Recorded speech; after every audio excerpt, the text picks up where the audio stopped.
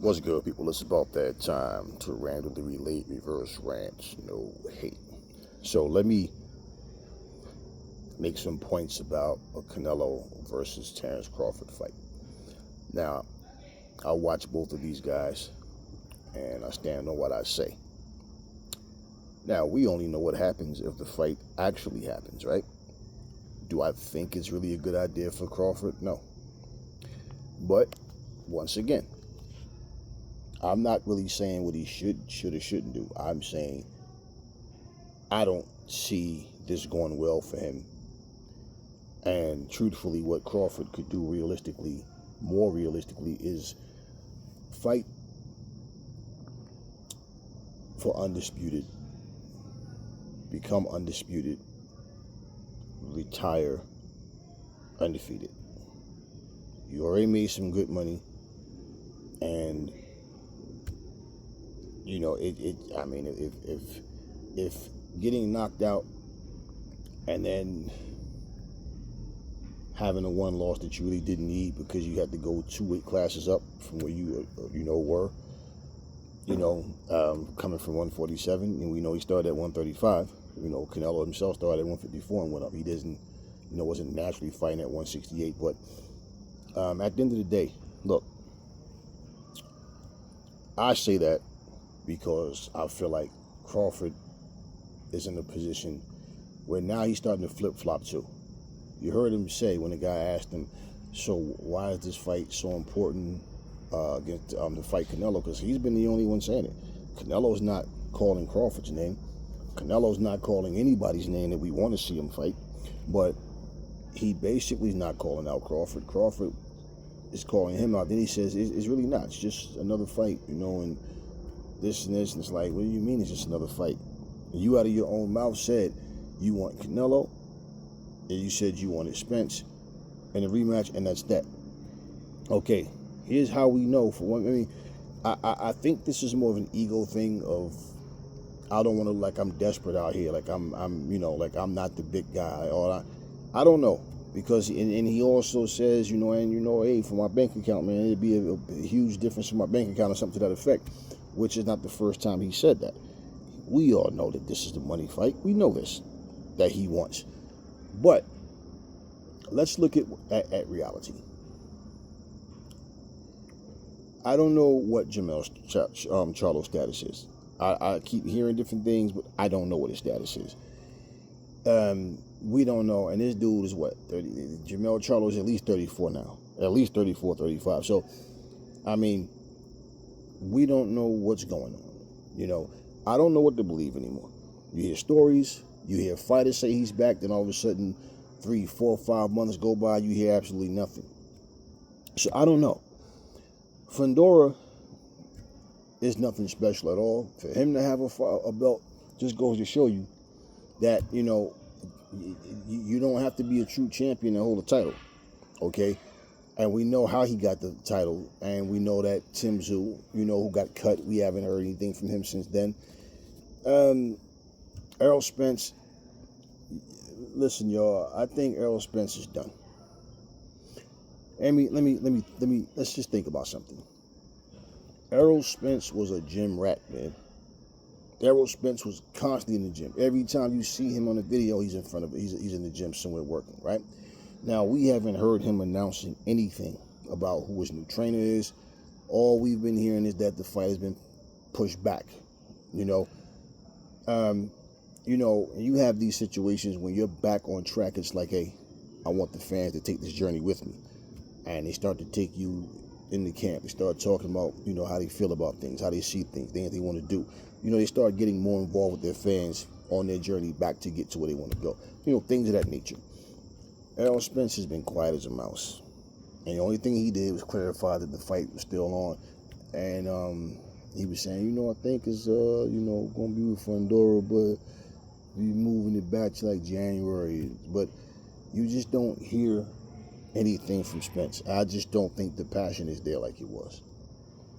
It happens. The guy gets rich. I don't have to fight anymore. Everything I was fighting for, I had. And I don't have to do this anymore. And sometimes, a lot of times, a guy want to do it, but that fire is just gone. I just think he's done, man. I don't think he's. I don't see a guy being what he was, and the last fight, how he went out, and he hasn't been back in the ring since then. Multiple eye surgeries, injections in his side, all types of things. I really don't think that he's even going to be a factor anymore. And the thing about that is, for Crawford, well, he's in a division right now where he just won a belt against, Madrimov. I mean, come on. You think Fundora is going to be a problem? So I'm looking at him like, man, hopefully if Jermell Charlo can get his shit together and he gets back in there and has his mind in this and he, really ends up being, what he used to be at least, then yeah, I mean, win, lose, or draw, Crawford can go out with a bang. Who knows, man? I don't, but I mean, that's more doable. Now, when Canelo's asked about Crawford and he says, I don't know. We see. In boxing, you never know. Turkey made it clear he want that fight. He says if Canelo's smart, he'll take the money. I don't know what he's offering Canelo, but it's obviously more than what Canelo is actually making. Otherwise, for Canelo to not take the fight, he would make that known to the fans. Why? Because, for one, you paying me to fight a guy coming up from 2 weight classes up. I'm already making that. This is no super fight. What's so different about this fight than any other fight, right? I'm not going to get full credit for beating this little guy. See, he's already talked. He already mentioned that part. But for Crawford to want to come up and fight him, and for Sheik to offer Canelo anything less than what he's making now already, I feel like that would have already been spoken about. Like, he made it clear, you want me to fight Benavidez, $200 million, because he don't want that fight. Now, let me tell you how this can go. Canelo could have a change of heart and say, you know what? Why not take it? I mean, who else do I have left? After this, I mean, nobody cares about this Berlanga fight, first of all. But then, two, there's no more David Benavidez, there's no more David Morrell. So who's left? That you really want to see him fight now? Who's left? And Canelo's not leaving 168. So why not just go beat this little guy and make this money? You see? Now, let me give you my opinion on Canelo versus Crawford. And I sat and I watched him fight against Charlo last night. I watched him fight against that was this morning rather. I watched him fight against Golovkin. I watched Terence Crawford versus Errol Spence, and of course I saw the fight last night with Madrimov. Now let me explain something. There is a huge difference. The sound effects of like when Canelo lands a shot, then when Madrimov lands a shot, then when Canelo lands a shot, then when Charlo lands a shot. All three of them hit considerably harder than Terence Crawford, though. And I noticed when Charlo was fighting against, Canelo. Now, granted, he was out the ring for a year, okay, whatever. But he basically came in there, and when you watch the fight, it's like, no, this is not the same Charlo we used to seeing, because, like I said, I believe from the very first round, he felt something that made him say, okay, this dude is strong. He's real strong. And he fought that fight on his legs.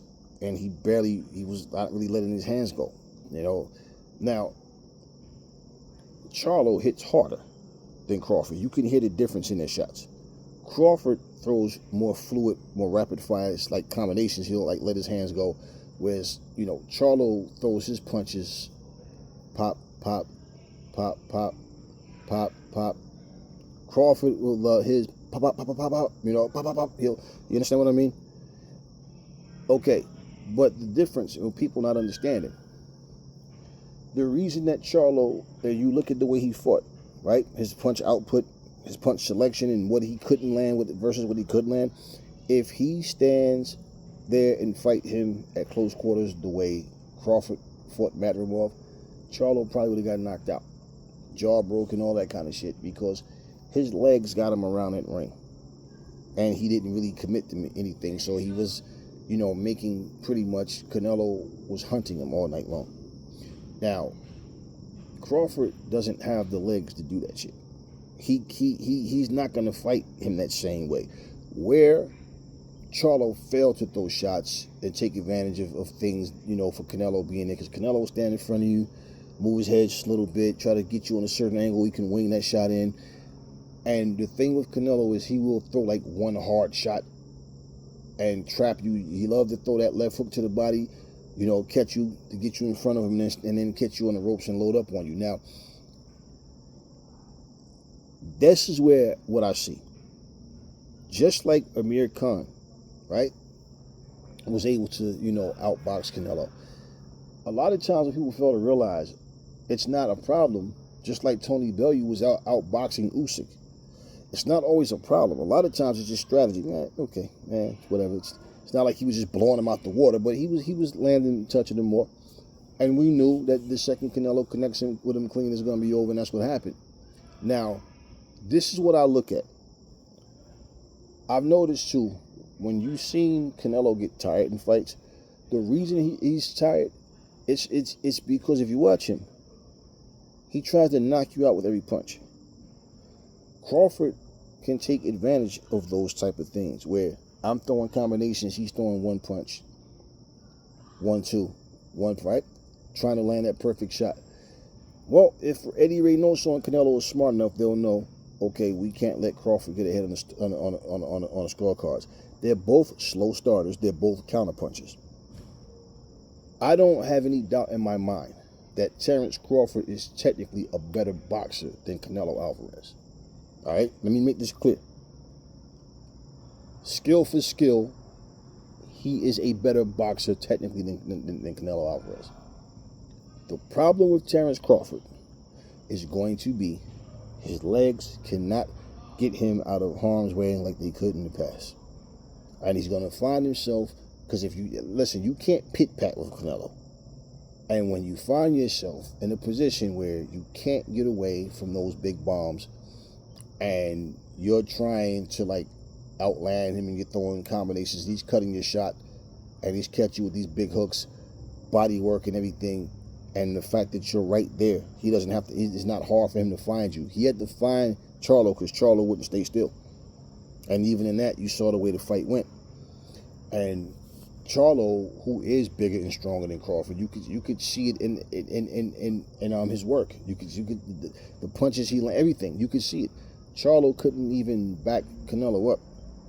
Okay, we watch Terence Crawford struggle with Madrimov, and for the people talking this shit about, like, I heard one of the most ridiculous things, in my opinion, about Canelo was that Madrimov is actually a better, younger version of Canelo, and he was the sparring partner for Canelo to prepare him for whatever fight he had with whoever. Same time, the same person in the video says Madrimov did nothing but try to survive. He wasn't letting his hands go. So how in the hell is he a better version of Canelo if all he was trying to do was survive and wasn't letting his hands go? So what this is let me try to make it seem like Madrimov is better than what he is, as to not taint Crawford's victory. You can't taint his victory. The fight went the way it went. Crawford won the fight. Okay, he got the decision. It's over with. You can't taint it. But that's just the whole, I get it. We're all sick of Canelo shit. But I'm not going to be biased about what I really think. See, it's hard. It's next to impossible for most people to do that. And, now, am I telling you, oh, it's impossible, there's no way? No. If he can weather the storm early, he's going to have to do it, but he's going to have to box, land his shots, make sure it's clear to the judges and everybody that he's landing shots and Canelo isn't.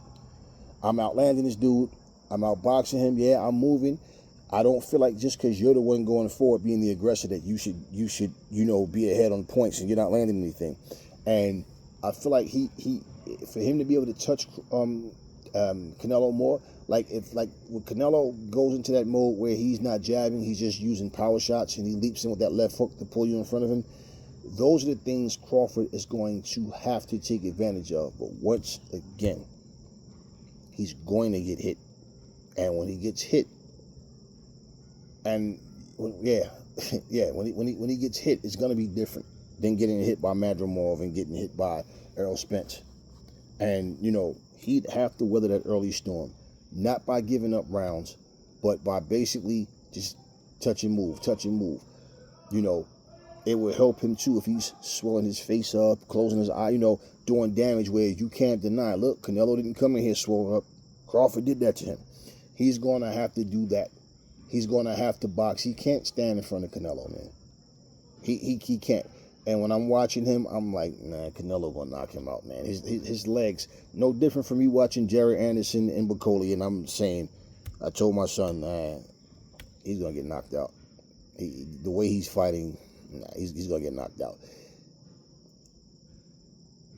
Somehow, Crawford fans, and listen, once again, I'll be pulling for Crawford to win, but somehow, Crawford fans are talking like he's some defensive wizard, man. Like, this dude is like, you just can't hit. Like, stop it, man. Crawford is a all-around, well-rounded fighter. And, yeah, he does fight and use defense, but he is no defense. He's no Pernell Whitaker. He's no Mayweather. He's not them, okay? His defense is not impeccable, all right? But he puts everything together nice. What I'm telling you, the same way Madrimov being a bigger, stronger guy played a factor in the fight, it will definitely play. You think he struggled at 154, but he won't struggle at 168 pounds. And y'all keep telling yourselves that he'll knock out Canelo. Canelo's overrated. Canelo's this and that. And I don't see Madrimov as being as good as Canelo. I saw nothing that gave me that impression. Now, as far as him moving all the upper body, sliding around and all that. Okay, yeah, we've seen him do that already. It's not like this is something he developed for the Terence Crawford fight. He just did it more. He wasn't letting his hands go.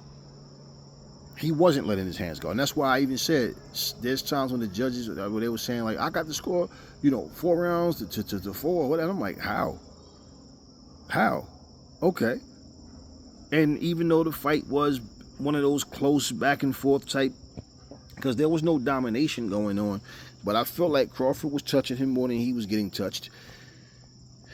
But as far as him winning the fight against Canelo, in my strong opinion, Canelo, if he fights Canelo like that, I don't even have to say if that was Canelo last night, because they all have had fights where they didn't look their best. But the way he fought last night, he wouldn't have beat Jerron Boots Ennis, and he wouldn't have beat Canelo.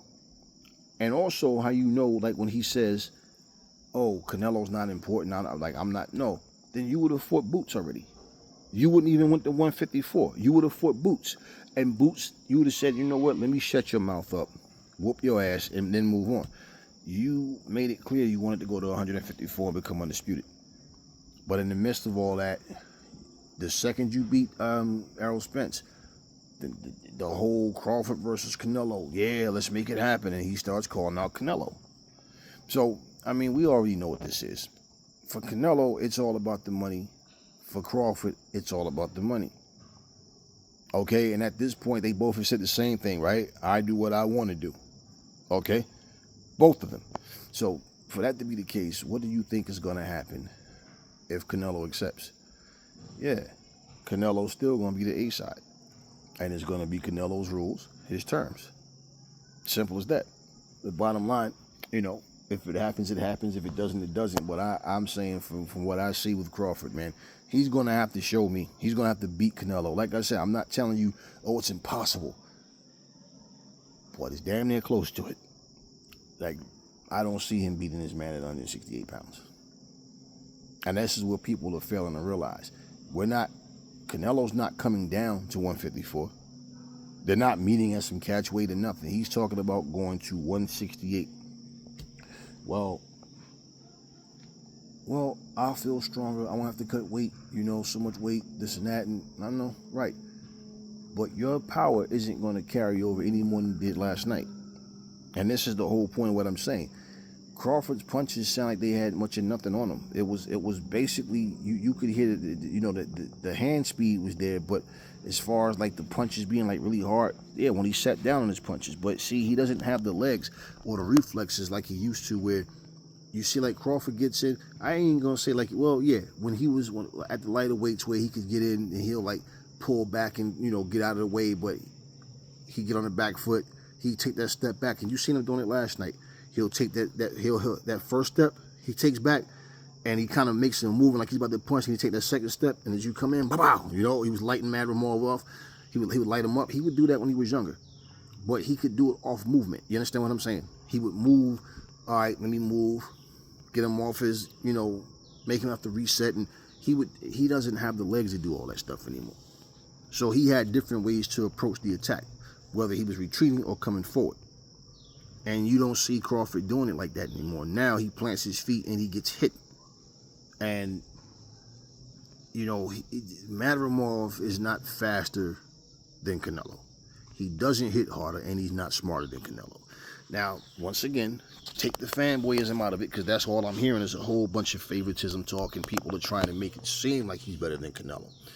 Well, if this is what we're doing now, and we have guys coming in the sport who they're just better than all these guys with 40, 50, 60 fights, and they're only 10, 11 fights in. Now, like the point I made last night, what are we doing here as far as a sport go? Now, we've seen several guys get in the ring before they were ready to fight with certain people, but with Madrimov, I feel like this. Like I said in the last video, he can beat someone. Someone can knock him out or beat him in a decision, like soundly. It's not even, like there's no split decision, like just unanimously beat him down, and people would say, "Damn, that's what Crawford was supposed to do," right? Or he might go out and destroy somebody. Then people might look and say, "Well, damn, when you look at it, that made Crawford look even better because he just fought another guy." But no. If he beats another guy that doesn't have Crawford's type of credentials, it has nothing to do with that. One fight has nothing to do with the other in that sense. So how could you say if he beats somebody else, then people will give Crawford more credit? No, you don't need to see somebody else beat Madrimov to give Crawford credit. Crawford's the A side. Crawford's the best fighter, in boxing right now, right? Okay, so that makes zero sense. That makes zero sense. And how could that even be when you look at the division? It's not a deep division. So anybody else that beats him, unless we're talking about a Jermell Charlo, if we're talking about even if Errol Spence was to beat him, well, Crawford already beat Spence, and now they both fighting at 154 pounds. So all of these different scenarios people are trying to give to try to make this seem like it was a Super Bowl fight. No. Salute to Madrimov because he came to fight. He did the best that he could do. He came up short. Salute to Crawford because he did the best he could do last night. But overall, the fight to me was just underwhelming. So for me, yeah, for Crawford to win against Canelo, man, he's going to need his legs. He's going to have to give movement. He cannot stand there. He's going to have to make Canelo find him. And when Canelo lunges in, trying to out of desperation and frustration and trying to catch him, he's going to have to make him miss, make him pay, be smart. And the idea is not knock Canelo out. The idea is I'm going to dominate him for 12 rounds. Now, if he can do that, it's easier said than done. Remember when you saw Muhammad Ali fight Joe Frazier in the Thrilla in Manila? If Ali had the legs that he always had to get around and dance around and move, that's what you would have saw him do. But what happened was Ali slowed down, and so did Joe. So the fight was a tough fight simply because, like, Ali, the thing with Ali, and that's another thing that made him so great in the ring too, is because Ali wasn't scared to fight at close quarters, and he knew he couldn't dance and move like he used to. So now he knows he has to sit down and fight more than what he would usually do. Doing it, where he could pop you going backwards, moving with his hands down and just slipping shots, make you miss, make you pay. Like now it's like, no, now I have to go to war more, and he was able to do so. That's the fight where he said, "This is the closest I ever came to dying." Okay, and this is what I'm saying. So even for Canelo, the thing with him is he's the one stalking you. And the fact that you can't retreat and get out of the way in time to avoid those big bombs, this is where it's going to be tough, man. And I just ultimately think Canelo will knock Crawford out because he just can't get out of the way of them shots. And the fact is, we're not questioning his stamina that he can box all night. The thing is, if he can avoid getting hit by these big bombs. And the fact is, we've seen him get cracked already. Now, he's shown a good chin, but at the same time, once again, he struggles with Madrimov. He got hit with shots by Madrimov, just like even when he fought David Avanesian. And I remember he was hitting Crawford with the same shots he was hitting Jerron Boots in his on with, but Crawford got him out of there in round 6, and Jerron made him quit in round 5. He didn't get off the stool for round 6. So, my thing is, people are trying to, like, somehow Madrimov is the most dangerous guy that Crawford ever fought, but Boots ain't even close. He don't have a chance. So now Madrimov is all of a sudden 12 fights in. I guess he's the second best fighter in the world. Yeah, Madrimov. Yeah, a guy with 12 fights is the second pound-for-pound best fighter in the world. Because if this was Crawford's toughest fight, Boots can't beat him, Canelo can't beat him, nobody can beat him, but Madrimov can. Then what are you saying? And Crawford beat him, so that makes him the second best in the world. Is that what y'all telling us? That he's the second best fighter, pound for pound out there? Come on, y'all. It sounds so ridiculous, man, because people can't just accept the fact. Look, man, Crawford fought. He didn't blow the guy out the water like the diehard Crawford fans thought he was. The fans that was basically trying to make Crawford look better in his choice of fighting Madrimov and not Boots, all they trying to do is pump him up. Madrimov, look, the dude got some skill. He's tough. He has heart. And I respect what he does in the ring. But at the same time, do I look at him and feel like this dude can beat anybody? No. Same thing y'all did with Wilder and Fury. Nobody else can beat Wilder except for Tyson Fury. And then when he loses, his excuses. And my thing with Crawford, like I'm saying, is like, man, you're a 154-pounder right now. You struggle at 154 with a guy that I'm looking at Crawford, I'm looking at him, and I'm like, man, this guy's food, man. Unless Crawford has lost a step to something, he's not the same fighter. I don't see why he'll have trouble with this guy, even with his size. The boxing, I said him being bigger. And Crawford even said, everybody keep talking about how big Madrimov is. Like, I'm big, I'm strong too. I hit hard, I'm strong too, and I hit hard. Everybody keep talking about how strong he is and all. So he debunked y'all making those excuses for him. Yeah, Crawford debunked you excuses maker that's trying to give him the advantage by saying, in terms of adversity, having to overcome adversity. He's saying, I hit hard and I'm strong too. So he's like, I don't want to hear that shit about how strong and how hard this guy hit. Because I got them same attributes too in my arsenal. So let's kill that. And like I said, skills pay the bills, man. How many times we seen Floyd Mayweather, Terry Norris, Ray Leonard, the guys fighting guys that was physically much bigger than them in the ring? So what? Pernell Whitaker. So when we look at that, and we look at, the way the fight went, look, they both went in and fought. There's no one scenario that was supposed to happen.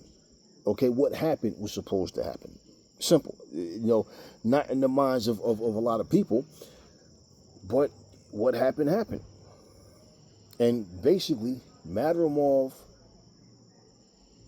to me, Crawford won the fight. There was no robbery there. Yet, if you read what people are saying, there was a robbery.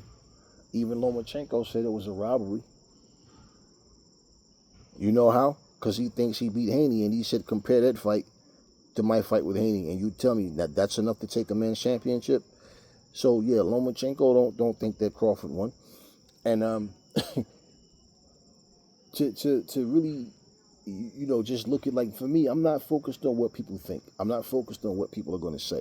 I'm focused on the outcome and looking at what these guys have to do in the ring to get to certain outcomes. That's what I'm looking at. I don't give a shit about what other people are saying. I don't care about their opinions and all the, that's my favorite fighter. I don't care about all that fanboy shit. I don't care about any of that. I still personally just don't think. I mean, look, financially, hey, lucrative fight. I get it. But I really just feel like this is an ass whooping Crawford don't need to have. And then too, at this stage in his career, for all of y'all that's talking all this shit about age, right? Listen, like I told you, when Canelo was 23 and Floyd was 36, he was fighting Canelo, who people were saying was maybe the best fighter in the world next to Floyd, but they were saying Floyd's getting up there. They didn't think Floyd was the same and all this stuff that they said. Okay? Well, for Terence Crawford, he's 36. And what he's trying to accomplish right now, I feel like when you look at his age and what he's trying to do, it's more realistic for him to just, show up the division. And if he can be persuaded to walk away from becoming undisputed because Turkey can get him in a fight with someone that's going to pay him more money, then okay then. Then people can look and say, well, then you use that whole going to 154 as an excuse just to not fight Boots because you said you wanted to go up and get belts and become undisputed at 154.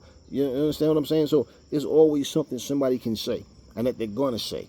So that's what I'm saying. I'm not focused on any of that. Just looking at what both fighters bring to the ring. Like I said, if Crawford can weather Canelo's storm and take him into deep waters and get Canelo to, get tired the way he's just down to just constantly just throwing that left hook, jumping in with the right hook, and not using his jab, and not trying to, really box at all, just everything is power shots, he would have to use Canelo's momentum against him. He'd have to use his aggression against him. But once again, man, just not having the legs. I just, looking at his style, man, I get that feeling like, nah, he's not going to win. But we shall see. And also in closing, I have to address this because I don't want to make a separate video for this. You see, Teofimo Lopez is a clown. He's a clown. He's a punk. If you don't know what I'm talking about, well, he basically was banned from the Terence Crawford press conference, post conference. And he over there, yo, come on, man, like me. Me, man, I contributed to the sport. Me, this. And then basically, he's upset because he can't go. So I'm like, what do you want to go over there and troll? You want to try to make noise? I didn't post the text messages that Ryan Garcia, the tweets that Ryan Garcia. I'll post them when I go inside. Okay, the tweets that he posted with all of the disrespect, and it's so funny because all these Crawford fans always got something to say about Boots. I noticed that y'all so quiet when it comes to Ryan Garcia calling out Terence Crawford, but y'all got nothing to say about Ryan. But anytime Boots' name come up, y'all always talking about Boots this and he ain't ready, he ain't this, he ain't that. Okay, Bomac out of his own mouth said Boots bring nothing to the table. Okay, we know it's all about money. Crawford made that clear already.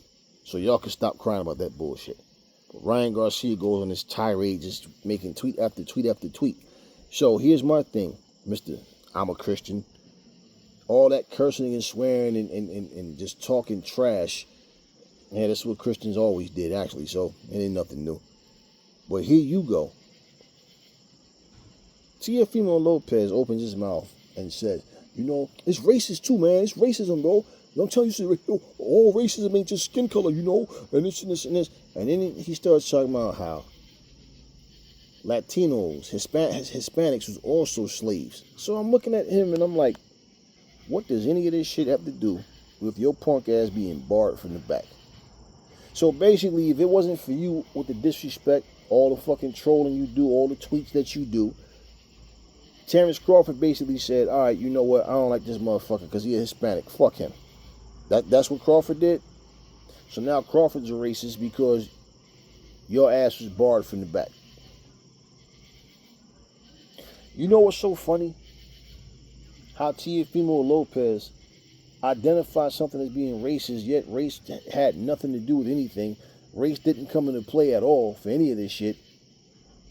But you didn't identify racism when you opened your mouth and said, if ESPN want to keep all these black fighters, they could have them. It's funny how you didn't identify the racist shit that came out of Ryan Garcia's mouth talking about bringing George Floyd back to life so we can kill that nigga again. I'm anti-black. I'm KKK. You know what you said? You stood there with a shirt on with Martin Luther King's face on your shirt. Yeah. And you said, you know, but man, you can't take the man's freedom of speech away. Oh, right. Right. So your mindset and Ryan Garcia's mindset is the complete opposite of Martin Luther King's mindset. Yet you got that shirt on. And that's why I say I feel like you wore that shirt just to be a troll, to be an asshole. And you're standing here talking to another racist. Then you stand here talking to a black dude, talk about some, yo, we just, you know, we I ain't got no problem with nobody, you know what I'm saying? Like we the same, you know, just, you know, brothers just from a different mother. Like, man, you ain't said nothing new. That saying is older than me, and saying is older than your little ass, and you talking like you dropping gems on somebody.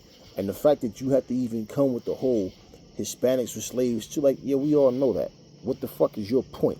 Your punk ass just borrowed from back. And this is racism. So you're calling Team Crawford racist because it's obvious they didn't want your ass back there. Was it the room was filled full capacity for a post conference, you couldn't come in? No, it's you. It's your disrespect. It's your mouth. That's why you couldn't come back there. But let you tell it, racism has something to do. But that shit you said wasn't racist. That shit Ryan Garcia said wasn't racist either, was it? Man, y'all fucking amazing. And then Hispanics were slaves too. You said that to make what point? Like, what was the purpose of that comment? Remember before Ryan went on his racist tirade and he was talking to E.J. Smith? You're a racist. You're a racist. You're a racist. You're a racist against Mexican people. Remember? And it's like, where did this shit come? That's nothing but bitter hatred. I'm just trying to find anything to say to I hate this motherfucker. And then he just went full blast. I ain't apologize for nothing. Last time I apologized was never and all that. Yeah. Nigga this, nigga that. Yeah, niggas complain about the hard ER, but niggas is sending niggas to the ER, all that shit. Yeah, everything. Yet, all of you Jerron Boots and his haters, and let's be real, the majority of y'all are black anyway. Probably all of y'all. And y'all got nothing better to do but try to bash Boots for wanting to fight Crawford. But this dude completely calling him a bum-ass, washed-up-ass fighter. He's boring, blah, blah, blah. He made all this racist shit, and y'all quiet as a fucking mouse about him. Him and Teofimo are two of a kind. And that little bullshit stunt he pulled with interviewing Riddick Bowe.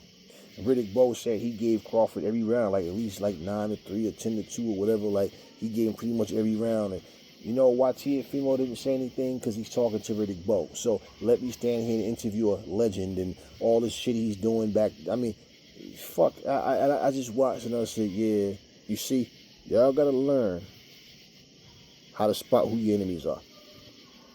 And that motherfucker, out of his own mouth, for no reason, brought up Hispanics being slaves. Simply, all of this, that whole little speech he gave was simply because he couldn't go in the back. There were Hispanics in the crowd, dummy, at the post conference. Your stupid ass just wasn't invited. And that's what he made it sound like. It was nothing but black people in the room. No, it was you. You. You weren't invited. Racism plays a part in it. Mm-hmm. Once again, people only see racism when they feel like something's directed at them or their ethnicity. But other than that, they don't see it. It's called freedom of speech when they do it, right? Yeah. So that's the way that went. And it is what it is. And you know, it's like people don't get it. It's like, for me, if Crawford and Canelo fought, like I said, yeah, I want Crawford to win. I'm not gonna sit here. Listen, it's not a hatred for Canelo or nobody. I don't hate Wilder. I don't hate Fury. I don't like that cornball shit they do. And I call everybody out on their bullshit. But I'm saying, how do you? Let me get some light out here, y'all. Got me looking like a vampire with the eyes glowing up. You know. Yeah. Here we go. You know, how do you feel good about yourself, knowing damn well that the people that you keep company with do racist shit. The people that you keep company with they cut corners, they take shortcuts. But you want to try to, like, remember he said something about Ryan Garcia, like he hope he get the help that he need and all that. But then when they was face to face, he got the freedom of speech. See, domestic shit, things going on between, him and his baby's mom and all that kind of stuff. Things he couldn't stand there and justify without making himself look like an ass as well, but he already did that. But to turn around and all of a sudden now, when somebody racist from your culture, from your ethnicity, all of a sudden now it's just called freedom of speech. Then he turned around and said, remember that same interview, I said a whole lot of crazy shit too. And I'm like, well, what crazy shit were you referring to? Yeah, what were you referring to? So every time I get mad, I'm just going to turn racist, basically. So instead of me addressing what I'm angry at, I'm going to start going into, somebody's race. I'm going to start talking about slaves and all of that for nothing. For nothing. You understand what I mean? For nothing. People assume things and they make things up when there's no material there. All you got was barred. If this was a thing where they're not letting any Latinos or Hispanics, they're not going to understand you saying that. Yeah, that would be some racist shit, right? Why are we not letting any Hispanics in here? I mean, what's going on, right? No, your ass just wasn't there. You wasn't invited. Now, it wasn't Hispanics can't come in. Nope, it's Teofimo Lopez punk ass can't come in. Okay, what I feel like people need to understand.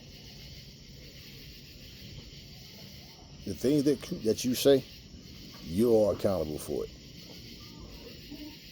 You can't blame it on, I was just feeling some kind of way, and I just said what I said. Then you think you can apologize and, it's over, it just goes away. Nah, you're expressing who you really are and how you really feel. Okay, I give you an example of something, right? And I had to chop this racist motherfucker up a couple of days ago. And I explained exactly what happened. See, and this is why you need to watch who you're with. So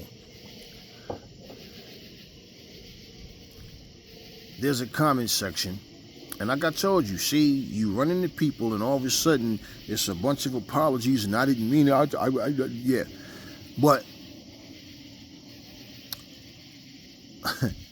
okay, let's just go to the video. I'll post it for you guys on my short videos, and I'll do another boxing talk video. So basically, you have a lady who is drunk, or they each claim she was drunk. But it's funny how alcohol all of a sudden make people racist, right? I'm not racist. It's just when I get drunk, somehow I'm racist. So basically, they had a group of German guys. Now, this was a white American lady. They're on an airplane. They had a group. At least it looked like an airplane, but whatever, I'll post it, you'll see. But bottom line is, they're talking in their native tongue. She gets uncomfortable, and she starts confronting them, and she starts saying to them, she's walking up, getting up in their faces, harassing them, and telling them, how about you leave our country, and all this kind of stuff, right? So in the comment section, I just posted, feels real different now, doesn't it? Now, the person that responded, see, people, there's people that think they're never going to see you, so they try to act real tough. But then all of a sudden, and believe me, you run into people, like I said, but bottom line, I'm not even going to go into what happened, but I got my point across, and all that tough shit just skeeted right out of them. Now, let me explain to you what I meant. I meant exactly what I said. And I'm going to tell you exactly what he thought I meant. Because his racist ass is exactly the type of person I'm talking about. When I said, feels real different now, doesn't it, right? Okay, let's look at it. White lady, white guys. Well, one was American and the other guys were German. She's telling them to leave our country. So what this white guy, who I had to confront face to face when I saw him. And I'm like, y'all stupid motherfuckers love to leave y'all location on, jump on there and try to act tough, not realizing, oh, so you sitting in Panera Bread right now. But anyway, then all of a sudden you just feel like having some Panera Bread, right? When you go down there. But anyway, so what happened is this. He posts up, oh, so what was supposed to happen? He's like, so what was supposed to happen? Everything's not black and white, man. Just because. And I'm like, now you see this shit? This motherfucker never seen my face before. Don't know nothing about who I am. This is not even on my boxing channel. And on this social media channel, my face is not even on there. It has nothing to do with boxing. But he just assumed it got to be a black guy. And he's just, see what he's saying is, you know, like, it's like reverse racism. Like, that's pretty much what he thought it was. And I know because I had to, you know, let his ass know. And he, I'm so sorry, please, sir. Yeah, whatever. Basically, what I was talking about when I said it, and wait, before I say that, he must feel some kind of way that his own statement was true about how white people get away with shit or whatever, because that's pretty much what he was alluding to. What I was alluding to was when I said it feels real different now, doesn't it, right? Yeah. I've been speaking against this whole freedom of speech thing to where people feel like they can just say what they want, they can get up in your face, follow you, do all those kinds of harassing you. You're supposed to just stand up there and just hope that they stop type of thing. Now, all of a sudden, there was a time where people could think whatever. I don't know the thoughts in your head, right? But they just keep it to themselves, talk shit about you when you leave. And now people are approaching people. They're walking up, getting out of their seats, walking over. So now on this same channel, my channel, when I'm speaking to these people, and then somebody posted this shit up on a channel, the channel that I was communicating from, is what I'm saying. They had people saying, but you can't deny people the freedom of speech. And I said, if somebody walked up to you and told you, hey, that's your wife? Yeah, I want to fuck that bitch in her ass. You gonna stand up there and say, well, honey, he's just expressing his freedom of speech? Well, that's okay. No, it's not different. You're trying to make it different. But now, when someone does something and they're going up, just walking up, approaching people, right? Well, the person commented in there and was saying this lady has no manners, and I text in, feels real different now, doesn't it? But here this motherfucker who I'm not even talking to jumps in and assumed my comment was going a different direction. Y'all know me. I don't bite my tongue for nobody. I say what I say. If you don't like it, do something about it. How many times do I say it? I'm not saying something that, oh, well, I just said it for No. Nah, ain't no soft punk bitch inside of me at all. Nowhere. So, whatever you want to do. I'm not focused on, directing my comments to somebody unless I'm talking directly to a person. And you know something? In that very column, my comment got last time I saw it, 500 and something thumbs up, because they understood exactly what I was talking about. But now his ass, feels guilty of white privilege is why he said that shit. Because he just thought that, yeah. Now he assumed, right, black man. But my intentions, when I said feels real different now, no, he took my statement the way he took it because of who the fuck he is inside. And that's what I meant when I said it. Now all of a sudden people walking up, getting up in your face, touching people and shit, pushing them, smacking cameras out there. I mean, now it feels real different, all that freedom of speech shit. That's pretty much, you understand what I'm saying? And that's what I was talking about. But see white-skinned people and automatically assume that's what this comment was about. See, this is what I'm saying about racist people, man. And they hate when you speak against racism. They hate when you post shit that deals with racism, because the racist motherfuckers who don't want to be seen as racist, they have to be careful with their words at that point. So that's why they like to be on channels where everybody's just letting it all hang out. And they're always getting all patriotic, and it's like, so what you basically saying is America hates other races, right? That's what you're basically doing. You're putting this whole, no, that's not what I'm saying. They hate us. And, okay. But if you're sitting here calling people niggas, spicks, coons, chinks, all that, and you got the American flag draped all over your screensaver, your profile pic and all that. What are you saying? You're a proud racist American? Is that what you're saying? Because that's the way it's going to be taken by people. See? And yet, these social media platforms, they'll flag a channel for speaking the truth, but they won't flag some racist, inappropriate shit. So, we have to stand our grounds and be men and be women and not walk around here worried about thinking we're wasting our time with confronting shit and putting the truth out there. I mean, if we're not going to do it, then who is? And if you're not going to do anything to make the situation better, then you shouldn't complain. You might as well just shut up and take whatever bullshit people throw at you. You know, it's like I told you guys. You see this clown running around here making all these tweets to people when his ass is supposed to be in rehab, right? Yeah, I know. But that's what people do. They don't really care. And when something happens that they feel is an injustice, that's when they want to get involved and run their mouth because now they want sympathy. Nah, that's not how life works. It's not how it goes. Not how it goes.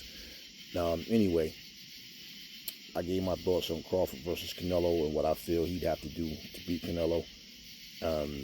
And listen, you know, the same way wear and tear goes on one fighter, it happens on another. So things can happen, and either fighter can wind up being different. But you know me, I'm looking at what you have right now versus the opponent, what they have right now. And going by what they have right now, I gotta favor Canelo, man, to win. As I said, I'm not switching up to try to fit in with anybody. I'm just being honest. I have to favor Canelo.